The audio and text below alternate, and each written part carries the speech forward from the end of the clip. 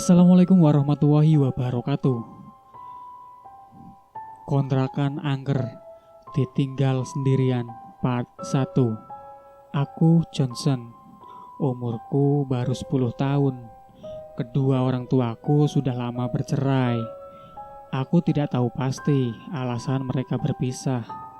Ibu sudah punya suami lagi, sedangkan ayahku masih setia merawatku. Namun, akhir-akhir ini aku marah kepada ayah lantaran kami mau pindah rumah. Padahal, aku sudah nyaman dengan rumah yang sekarang. Aku nggak mau ninggalin temen-temenku di perumahan ini. Alasan ayah pindah, katanya harga sewa rumah ini semakin naik. Ayah nggak sanggup buat bayar sewanya. Mau nggak mau, aku harus terima kenyataan ini. Berat sekali rasanya meninggalkan rumah ini. Soalnya banyak sekali kenanganku bersama ibu di sini. Pagi-pagi sekali ada sebuah truk sudah terparkir di depan rumah. Pasti ayah yang menyewanya untuk mengangkut perabotan ke rumah yang baru. Kami akan pindah ke pinggiran kota, ke rumah kontrakan yang lebih murah. Selepas maghrib, aku dan ayah tiba di rumah kontrakan baru. Rumah itu tampak usang, seperti tidak pernah dihuni selama bertahun-tahun. Di beranda ada 2 kursi yang terbuat dari kayu, juga jendela-jendela besar bernuansa Bali. Ayah serius, kita mau tinggal di rumah ini? Tanyaku. Iya nak, rumah ini harga sewanya murah. Kita akan tinggal di sini untuk setahun ke depan, jawab ayah. Aku masuk ke dalam rumah itu untuk melihat-lihat. Ternyata di dalam tidak seseram yang kubayangkan. Rumah itu sudah ada yang membersihkan. Satu persatu perabotan kami diangkut. Ayah sibuk mengarahkan para pekerja agar hati-hati saat menggotong barang yang mudah pecah. Sementara mereka sedang sibuk, kujelajahi setiap ruangan di rumah ini. Perhatianku terpikat dengan sebuah kamar dekat dapur. Kamar itu tidak ubahnya seperti sebuah galeri lukisan. Ada banyak lukisan wajah manusia di kamar itu.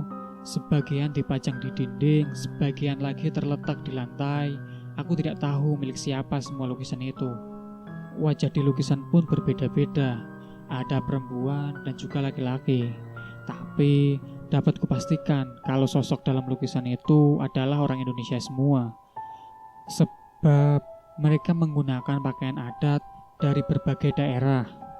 Setelah puas melihat-lihat lukisan itu, aku hendak kembali ke ayah. Tapi tiba-tiba terdengar suara seseorang bersiul. Segera aku menoleh, kedua mataku menyoroti lukisan-lukisan itu. Aneh sekali, siapa tadi yang bersiul? Segera aku menoleh, kedua mataku menyoroti lukisan-lukisan itu. Aneh sekali, siapa tadi yang bersiul? Karena takut, buru-buru aku lari keluar kamar. Di ruang tamu, ayah masih sibuk menata perabotan.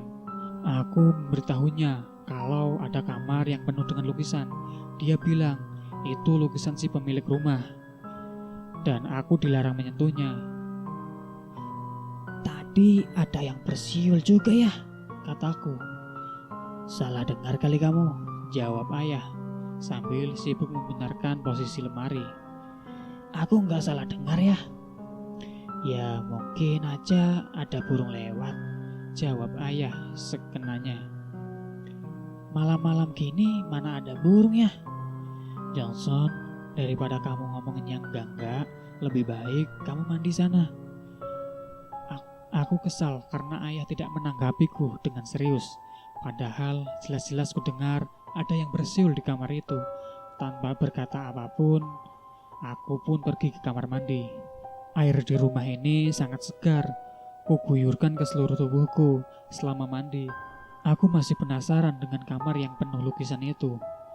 Malam pertama tinggal di rumah baru, aku tidur di kamar dekat dengan ruang tamu. Entah kenapa aku gak bisa tidur. Ku nyalakan televisi dan mencari tayangan film Warkop DKI. Biasanya film komedi itu tayangnya tengah malam. Dan benar saja, film Warkop DKI favoritku sedang tayang. Sesekali aku tertawa melihat tingkah Dono yang kocak.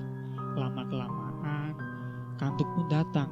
Aku tertidur pulas, sedangkan televisi masih dalam keadaan nyala. Tengah malam, tempat tidurku menyembul ke atas seperti ada yang menendangnya dari bawah. Setelah ku periksa, tidak ada apa-apa di kolong keranjang. Aku lalu turun dari tempat tidur untuk menghampiri ayah. Kamar ayah ada di paling ujung dekat dengan pintu utama. Jadi aku harus melewati kamar yang penuh dengan lukisan itu untuk sampai ke sana. Langkahku berhenti ketika mendengar suara gemuruh orang yang berbicara di kamar misterius itu. Pelan-pelan aku melangkah mendekati pintu dan mengintip dari lubang kunci. Dari lubang kunci kecil itu, kulihat penuh orang-orang asing yang sedang mengobrol satu sama lain. Wajah mereka pucat. Bukan hanya wajahnya, tapi tubuhnya juga terkesan seperti orang mati. Salah satu dari mereka menoleh kepadaku. Buru-buru aku lari ke kamar ayah untuk memberitahunya soal ini. "Ayah," teriakku, tapi aku tidak menemukan ayah. Di mana dia? Di atas mejanya aku temukan secari kertas yang berisi sebuah pesan dari ayah. "Johnson, ayah ada urusan mendadak. Jangan keluar rumah selama ayah pergi. Ayah akan segera pulang." Setelah membaca pesan dari ayah, tiba-tiba lampu kamar berkedap-kedip. Aku menelan ludah sendiri. Keramaian di kamar sebelah masih terdengar jelas. Bergegas, ku tutup pintu kamar dan mengunci diri di dalam. Aku naik ke atas tempat tidur ayah, lalu menutup tubuhku dengan selimut. Tak lama berselang, ku dengar suara langkah kaki kerumunan orang di ruang tamu. Mereka masih mengobrol satu sama lain. Siapa orang itu? Wajahku berkeringat. Kedua tanganku bergetar karena takut. Semoga mereka tidak menemukanku di kamar ini. Saat aku mencoba tidur kembali, ada yang mengetuk pintu. Aku tidak mau membukakannya sebelum mendengar itu adalah suara ayah. "Johnson, kamu di dalam ya, nak?" Hatiku lega saat mendengar suara ayah dari luar. "Iya ya," timbalku. Aku meloncat dari tempat tidur dan langsung membukakan pintu. "Johnson, kamu di dalam ya, nak?" Setelah pintu itu dibuka, aku tidak melihat ayah, tapi suara ayah masih terdengar. "Johnson, kamu di dalam ya, nak?" Suara ayah seakan ada di mana-mana. Aku menoleh ke kanan, dan di sana puluhan orang asing menatapku sambil tersenyum lebar. Itu senyum yang aneh. Bibir mereka tersinggung sampai ke telinga. Aku menjerit lalu mengunci diri di dalam kamar ayah lagi.